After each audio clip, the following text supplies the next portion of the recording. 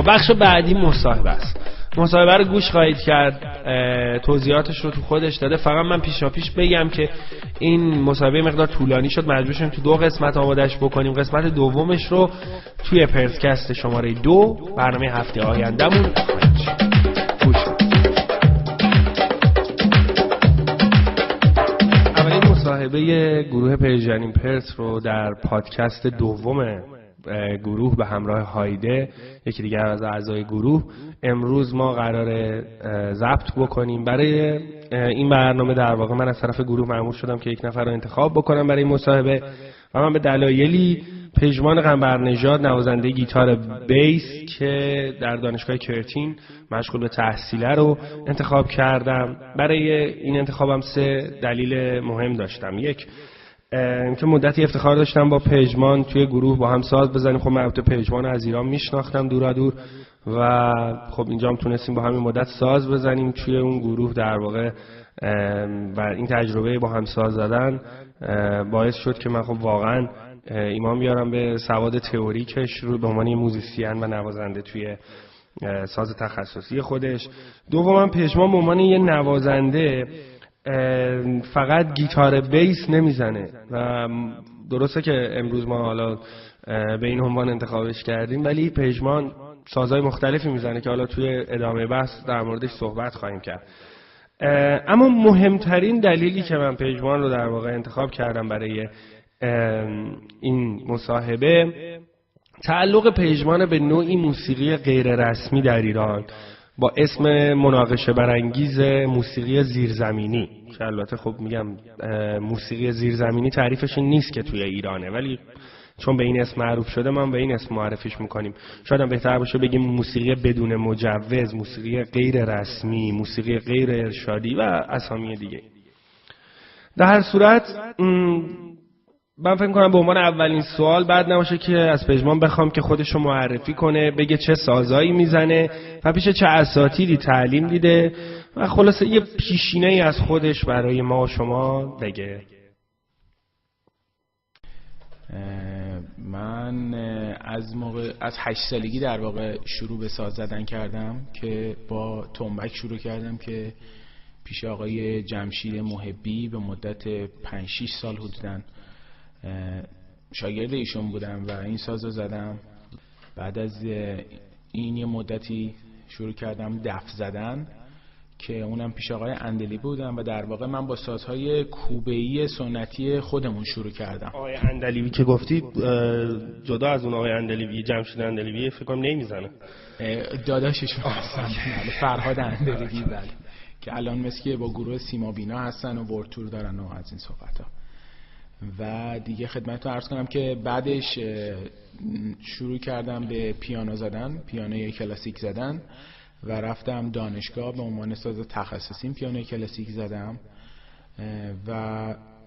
ولی خب الان که میخوام پیانو بزنم خیلی دوست دارم پیانوی سنتی خودمونو بزنم و بیشتر توی اون سبکای جواد معروفی و محجوبی و اینا رو دوست دارم بزنم. و در آخر اومدم بیس گیتار رو زدم که واقعا این ساز اصلی همونطور که تو گفتی این هستش و خیلی خیلی هم علاقه‌مندم که همچنان ادامه بدم. خب پس تو یه گستره عجیب غریبی از موسیقی راک تا موسیقی ایرانی همه جای سر زدم. خب هایده جان شما. سوال من اینه که آیا شما در ایران با گروه‌های بزرگ همنوازی یا گروه‌های کنسرت اجراهایی داشتی؟ خب موقعی که ساز سنتی می‌زدم در واقع یه سری اجراهایی بود که توی همون در واقع حفظ و اشاعه موسیقی بود و من خب یک اجراهای داخلی بود در واقع و چندین بارم توی یک سری از مجامع کلیمی ها و مسیحی ها و اینا اجرا کردیم. ولی خب توی دانشگاه هم خب باز یه اجرای دیگه بود، ولی در واقع میشه گفتش که اجرای اصلی من با بیس بوده که خیلی حرفه‌ای تر میشه گفت بوده، که اصلش هم با گروه خودمون بوده که اسمش DNA بود و یه گروه پروگرسیو راک بود که یه در واقع یه تریو بود، یعنی من بودم، برادرم درام و آگاه بهاری که گیتار میزد، که ما یه کنسرتی داشتیم در سال 83 توی بیمارستان محک که خیلی هم استقبال خوبی شد که همچنان هم میبینم که یه کامنتایی براش این ور اون ور روی اینترنت میذارن و در واقع اون بندم یه بند اینسترومنتال بود، موزیک بدون کلام بود که من خیلی خیلی دوستش داشتم. اما خب بعد از اتفاقاتی که در ایران افتاد و مشکلاتی که برای اجراها پیش اومد، در واقع هر کسی یه جوری پخش شد یه گوشه از دنیا و الان ما که الان اینجا استرالیا هستیم، آگاه کاناداست و بقیه دوستان که ما با هم دیگه همکاری می‌کردیم، مثلا من با گروه میرا هم چند تا ترک رکورد کردم و می‌خواستیم کنسرت بدیم که الان هر کسی یه گوشه دنیاست و من واقعا از بعضیاشون خبر ندارم کجا هستن. بعد من تو همین زمینه یه سوالی بکنم چون حالا یه ذره اون حال هوا رو میشناسم. DNA رو تو در واقع بند خودت میدونی، بقیه بندا یا اجراهای هم نوازی یا گروه نوازی که داشتی به صورت پروژه‌ای بوده که اضافه شدی بهش، DNA رو در واقع بندی میدونی که مال خودت؟ بله، به خاطر اینکه خب خیلی جاها بود که فقط من در واقع اصلا نمیدونستم کی بودن، فقط به عنوان بیسیست میرفتم میزدم و رکورد میشد و مثل یه سشن پلیر بود، فقط توی استادیوم هم میزدم. ولی اون چیزی که بگم مال خودمون بود و خودم توش دخیل بودم و به سلیقه خودم خیلی نزدیک بود، گروه DNA بود که خب خیلی از تما و ریفا و آهنگسازی هم با خود من بودش. خب با میرام گفتی که فعالیت داشتی، به ضبط و اینام کشیدی یا فقط تمرین؟ خب در واقع تمرین بود، چند تا ترک هم با هم دیگه رکورد کردیم، ولی باز میگم همین اتفاقاتی که افتاد و همه پخش و پلا شدن که الان میگم نصف بند خب اصلا فکر میکنم نمیدونم در واقع الان بندی هست هنوز میرا یا نه. فرزام که توی آمریکا هستش 4 سال هیچ کاری نکرده، نمیدونم چه جوریه برنامه‌اش. اسامی رو اینجوری میگی سخت. فرزام رحیمی؟ آره فرزام رحیمی آمریکاست. خب چون که این بند میرا مال فرزام هستش و فعلا که چیزی نیست، نمیدونم واقعا نمیشه سخته بگم که واقعا چیکار میکنن.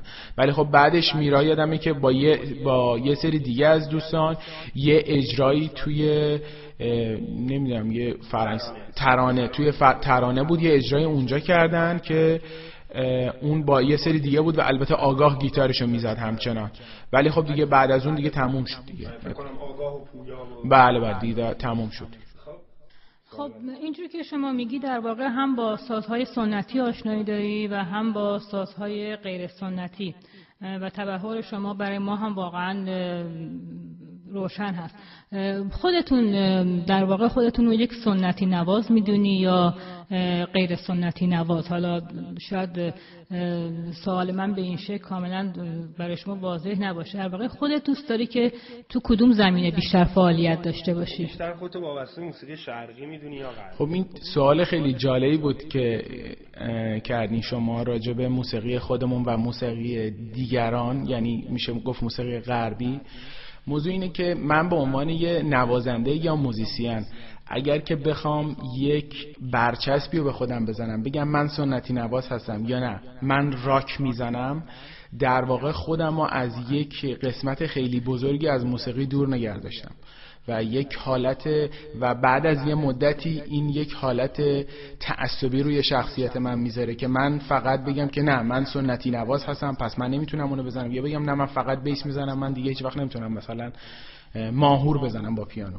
به خاطر همین من همه‌شو دوست دارم، هیچ وقت نمیتونم. من سوالمو اصلاح بکنم. تو این جامعه‌ای که الان قرار دارین بیشتر تمایل دارین که تو چه زمینه‌ای فعالیت بکنین؟ چه کششی رو بیشتر احساس میکنین در خودتون؟ اینجا قطعاً به خاطر اون جامعه کوچیک ایرانیانی که اینجا هستن، خب چیزی که خیلی منو به سمت خودش میکشه زدن بیس با بندهای استرالیایی و دادن گیگ در کلابا یا مثلا رکوردینگ با اینا.